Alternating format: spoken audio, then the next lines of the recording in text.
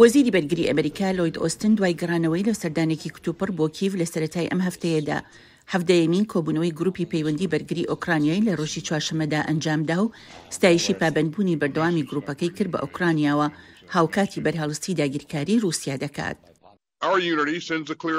یەکریزی ئێمە پەیامێکی ڕوون بۆ ڤلادیمیر پوتینی سەرۆکی رووسیا دەنێرێت کە ناتوانێت بەرگەی ئێمە بگرێت یان لە کێبڕکەی ئێرادەدا بەسەرماندا سەر بکەوێت لە کاتێکدا پوتین بەردەوامە لە شەڕە تراژیدی و ناپێویستەکەی ناچار بووە هانا ببات بۆ ئێران و کۆریای باکوور تا پشتیوانی لێ بکەن.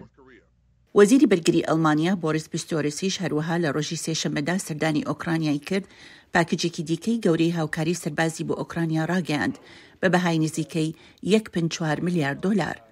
ڕاوێژکاری ئەڵمانیا ئۆلاف شۆلز ڕۆژ چوارشەممە ڕایگەیاند داوای لە سەرۆکی رووسیا ڤلادیمیر پوتین کردووە کۆتایی بە داگیرکاری ئۆکرانیا بهێنێت و هێزەکانی بکشێنێتەوە بۆ ئەوەی لە کۆتاییدا کۆتایی بە جەنگ بهێنرێت. پوتین ڕۆژی چوارشەممە بەشداری لە کۆبوونەوەی ڕێبەرانی گروپی بیستی کرد بە ئۆنلاین و گوتی رووسیا هەرگیز و توێژەکانی ئاشتی لەگەڵ ئۆکرانیا ڕەت نەکردوتەوە.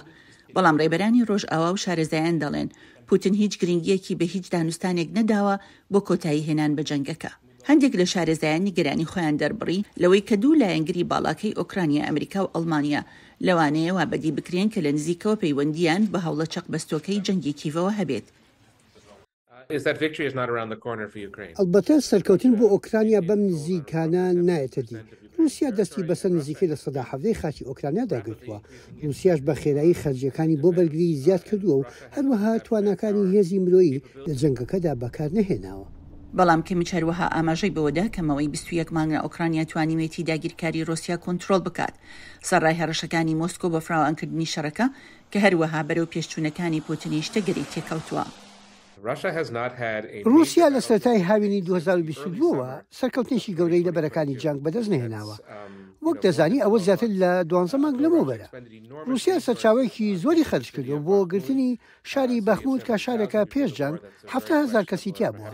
ئەوە ئێجگار جێگەی پرسیارە یان ڕەنگە هیچ بەهایەکی استراتیژی بۆ رووسیا نەبێت. شارەزایان دەڵێن ئۆکرانیا خۆی بۆ زستانێکی درێژ و ساردی دیکە ئامادە دەکات و چاوەڕوانی هێرشی زیاتری رووسیا بۆ سەر هاوڵاتیانی مەدەنی و ژێرخانی وزەی وڵاتەکەی دەکات. شایان پاشا بۆ راپۆرتی سندی سەین دەنی ئەمریکا واشنگتن.